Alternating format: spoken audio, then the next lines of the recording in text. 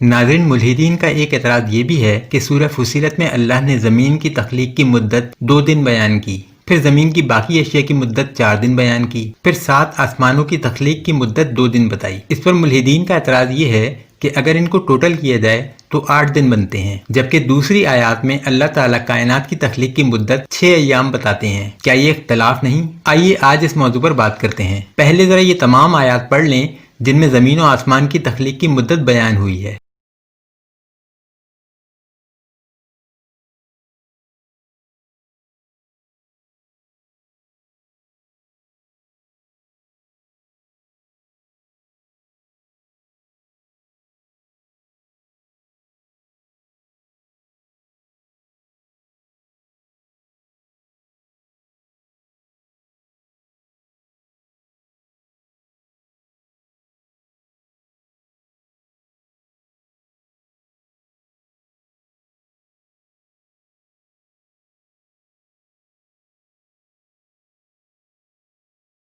ناظرین، میں نے آپ کے سامنے 8 آیات پیش کی ہیں، جن میں سے 7 آیات میں زمین و آسمان کو تخلیق کرنے کی جو مدت اللہ تعالیٰ نے بیان کی ہے وہ 6 دن ہی ہے، مگر سورہ فصیلت میں اللہ تعالیٰ نے زمین و آسمان کی پیدائش کے 2 ایام اور ان میں موجود باقی تمام چیزوں کی پیدائش کے 4 ایام کو الگ الگ بیان کیا، جس پر ملحدین کا اعتراض یہ ہے کہ اگر ان کو ٹوٹل کیا جائے تو 8 دن بنتے ہیں، حالانکہ یہ محض ایک غلط فہمی ہے جو کچھ چیزوں کا علم نہ رکھنے کی وجہ سے پیدا ہوئی ہے۔ سورہ یاسین کی آیت نمبر 82 میں اللہ تعالیٰ فرماتے ہیں، اس کی شان یہ ہے کہ جب وہ کسی چیز کا ارادہ کرتا ہے تو اس سے فرما دیتا ہے کہ ہو جا، تو وہ ہو جاتی ہے۔ اور یہی بات اللہ نے سورہ فصیلت کی آیت نمبر 11 میں بیان فرمائی۔ پھر آسمان کی طرف متوجہ ہوا اور وہ دھواں تھا، تو اس نے اس سے اور زمین سے فرمایا کہ دونوں آؤ، خوشی سے خواہ ناخوشی سے۔ انہوں نے کہا کہ ہم خوشی سے آتے ہیں۔ اب یہاں واضح طور پر آسمان کے ساتھ ہی زمین کو وجود میں لانے کا بھی ذکر ہو رہا ہے، یعنی جو 2 دن سورہ فصیلت کی آیت نمبر 9 میں بیان کیے گئے،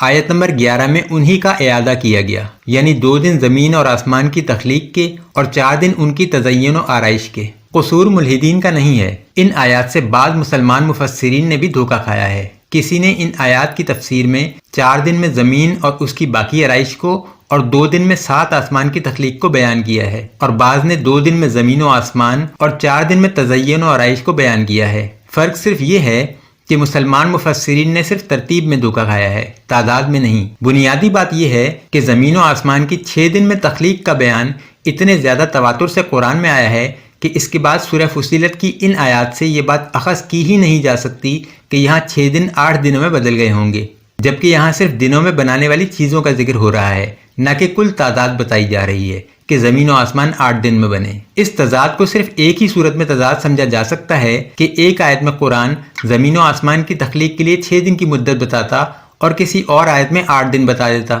مگر یہاں ایسا کچھ نہیں ہوا۔ یہاں زمین و آسمان کی تخلیق کے لیے 6 دن کی مدت تو 7 مختلف جگہوں پر قرآن خود بتا رہا ہے، مگر سورہ فصیلت سے 8 دن کی مدت قرآن نہیں بتا رہا، بلکہ ملحد خود یہ حساب کتاب لگا رہے ہیں، یہ جانے بغیر کہ قرآن پہلے دن سے ہی سینوں میں محفوظ ہوتا چلا گیا، اور آج تک دنیا میں جتنے اس کتاب کے حفاظ ہیں اتنے کسی اور کتاب کے نہیں۔ پھر اگر یہ غلطی ہوتی تو فوراً عیاں ہو جاتی کہ پہلے 6 فرماتے رہے، اب تعداد گن رہے ہیں تو 8 آ رہی ہے۔ جی نہیں، اس کو کسی بھی دور میں غلطی سمجھا ہی نہیں گیا، نہ ہی یہ غلطی ہے۔ یہ غلطی صرف اس ملحد کی ہے جس نے حساب کرتے وقت قرآن کی گزشتہ 7 آیات کو قطعاً نظر انداز کر دیا اور زمین کے 2 دن الگ گنے اور آسمان کے 2 دن الگ، جبکہ حقیقت میں زمین اور آسمان کی پیدائش کے لیے 2 دن کا ذکر کیا گیا ہے۔ یعنی صورتحال یوں ہے کہ 7 مختلف مقامات پہ قرآن زمین و آسمان کی پیدائش کی مدت 6 دن بتاتا ہے، اور سورہ فصیلت میں 3 باتیں سامنے آتی ہیں۔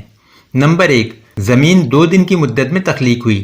نمبر 2، زمین میں موجود چیزیں 4 دن کی مدت میں تخلیق ہوئیں۔ نمبر 3، زمین و آسمان 2 دن کی مدت میں تخلیق ہوئے۔ اب یہاں سے یہ منطقی مغالطہ جنم لیتا ہے کہ جن 2 دنوں کی مدت میں زمین تخلیق ہوئی ان میں کچھ اور تخلیق نہ ہوا ہوگا، جبکہ میں پہلے بیان کر چکا ہوں کہ اللہ کی تخلیق کے عمل سے مراد بس ایک لفظ کن ہے۔ اللہ صرف ارادہ کرتا ہے، مشقت نہیں کرتا۔ اور جب اسی کی اگلی آیات میں یہ بات واضح ہو چکی کہ زمین و آسمان ایک ساتھ تخلیق ہوئے، تو سمجھنے والے کو کم از کم اتنی سمجھداری کا ثبوت ضرور دینا چاہیے کہ یہ 2 دن پچھلی آیات میں زمین کے لیے بیان کردہ 2 دنوں سے الگ کیسے ہو سکتے ہیں، جبکہ آپ کے پاس 6 دن میں زمین و آسمان کی تخلیق کی 7 مختلف آیات بھی موجود ہوں۔ اس منطقی مغالطے کی ایک وجہ یہاں استعمال ہونے والا لفظ سما بھی ہے، جو عربی میں زیادہ تر پھر کے معنی میں استعمال ہوتا ہے، یعنی اس کے بعد۔ مگر یہاں اعتراض کرنے والے یہ بھول جاتے ہیں کہ نہ صرف عربی کا لفظ سما بلکہ اردو کا لفظ پھر، یہ دونوں لفظ مزید یا انگریزی کے لفظ فردر کے معنی میں بھی استعمال ہوتے ہیں۔